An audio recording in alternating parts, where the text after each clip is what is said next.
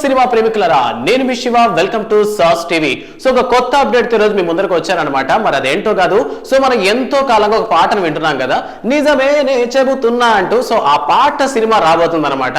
So మనం ఎప్పటి నుంచో ఈ పాట వింటున్నప్పటికీ కూడా ఈ సినిమా ఎప్పుడు రిలీజ్, అసలు సినిమా కంటెంట్ ఎలా ఉండబోతుంది అనేటటువంటి క్యూరియాసిటీ మన అందరిలో ఉంది. సో ఆ సినిమా పేరేంటంటే ఊరు పేరు భైరవకోన అనేటటువంటి టైటిల్ తో సినిమా అయితే మన ముందరికి రాబోతుంది.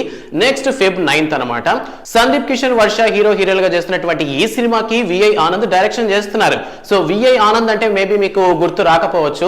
సో పాతగా అంటే సందీప్ కిషన్ కు ఒక మంచి పేరు వచ్చినటువంటి cinema tiger cinema director. So మనందరినీ బాగా మెప్పించినటువంటి నిఖిల్ సినిమా ఎక్కడికి పోతావు చిన్నవాడ డైరెక్టర్ అనమాట. సో ఆ మూవీస్ లో మనం చూసినట్లయితే విఐ ఆనంద్ యొక్క డైరెక్షన్ అండ్ విజువల్స్, ఆయనకున్నటువంటి కంటెంట్ క్రియేషన్ మనకు క్లియర్ గా అర్థమవుతుంది.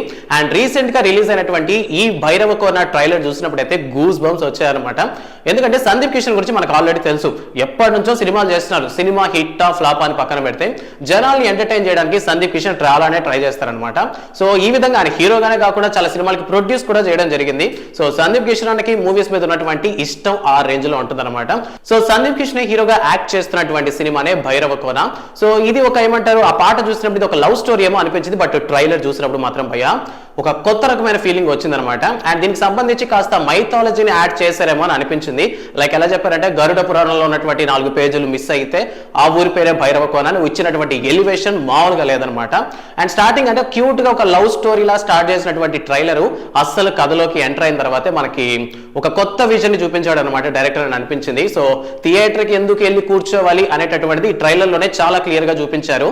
సో ట్రైలర్ లో కానీ మనం చూసుకున్నట్లయితే డిఫరెంట్ వర్షన్స్ చూపించారు అనమాట. అంటే ఒక విలన్స్ ఉంటారు, పంతులు ఉంటారు, స్వామీజీలు ఉంటారు, అండ్ మధ్యలో అయితే జాంబీస్ కనిపిస్తారు అనమాట.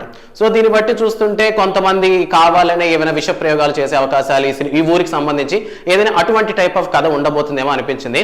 అండ్ అంతేకాదు ట్రైలర్లో సరిగ్గా గమనించినట్లయితే హీరోకి ఏదో పవర్స్ ఉన్నట్టు లాగంగానే ఒక స్టిక్ లాంటిది ఒకటి చేతికి వస్తుంది అనమాట. సో ఈ సినిమాకి సంబంధించినంత వరకు ఈ ట్రైలర్లో చూసినంతసేపు కూడా బ్యాక్గ్రౌండ్ మ్యూజిక్ అనేది చాలా బాగా అనిపించింది. ఇంతకీ ఈ సినిమాకి మ్యూజిక్ డైరెక్టర్ ఎవరో కాదు, శేఖర్ చంద్ర. సో శేఖర్ చంద్ర అంటే మేబీ మీరు మ్యూజిక్ వినుంటారు కానీ పేరు పెద్దగా తెలుసుండకపోవచ్చు.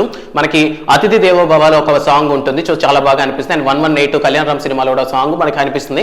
అండ్ సవారీలో కూడా అంటే ప్రతి మూవీలో కూడా ఏదో ఒక సాంగ్ బెస్ట్ గా అనిపిస్తుంది కదా. లైక్ భైరవకోన సినిమాలో కూడా అటువంటి సాంగ్ ని మనం ఇంతకాలం వింటూ వచ్చాం. బట్ బ్యాక్గ్రౌండ్ మ్యూజిక్ ట్రైలర్ లో చూసినప్పుడు మాత్రం భలే ఎక్సైట్మెంట్ వచ్చింది.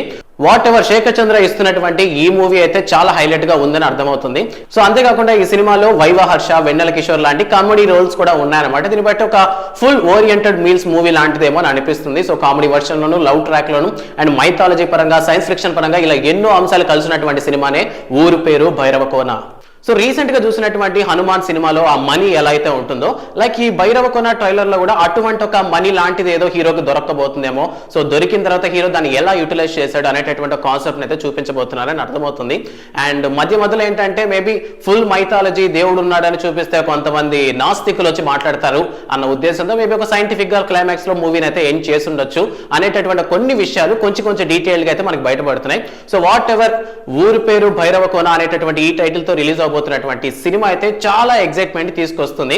యాక్చువల్లీ సినిమా ఎప్పుడో రిలీజ్ అవ్వాల్సి ఉన్నప్పటికీ కూడా చాలా లేట్ చేసి మొత్తం మీదైతే Feb 9న మన ముందరకైతే రాబోతుంది అనమాట. నాకైతే ట్రైలర్ చూసినప్పుడు పక్కాగా ఇది థియేటర్ లో చూడాల్సిన బొమ్మరా అనిపించింది.